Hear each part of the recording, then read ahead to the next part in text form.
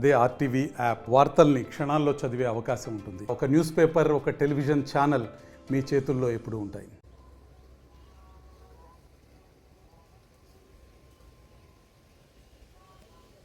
ప్రతిపక్ష హోదా రావడానికి నిబంధనలు ఉన్నాయి. ఆ నిబంధనలకు అనుగుణంగానే ప్రతిపక్ష హోదా ఇవ్వాలా లేదా అనేది స్పీకర్ గారు నిర్ణయించేటువంటి అంశం. వారికి ఏదైతే పర్సంటేజ్ ఉండాలో, ఇన్ని సీట్లు ఉండాలి అనేటువంటి నిబంధన ఏదైతే ఉందో అన్ని సీట్లు లేవు కనుక ప్రతిపక్ష హోదా అనేది ఇవ్వడం అనేది కష్టం అనేది అందరికీ తెలుసు.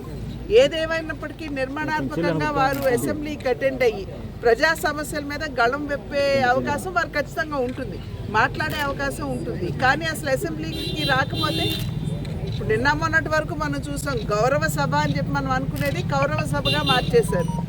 అంతకుముందు అధికారంలో ఉన్నప్పుడు ఎవరైనా గళం విప్పాలి అని చెప్పి లేచి నిలబడితే వెంటనే మైకులు కట్ చేయడం, తిట్టడం, ఈ రకంగా ఎవరిని కూడా మాట్లాడనివ్వలేదు.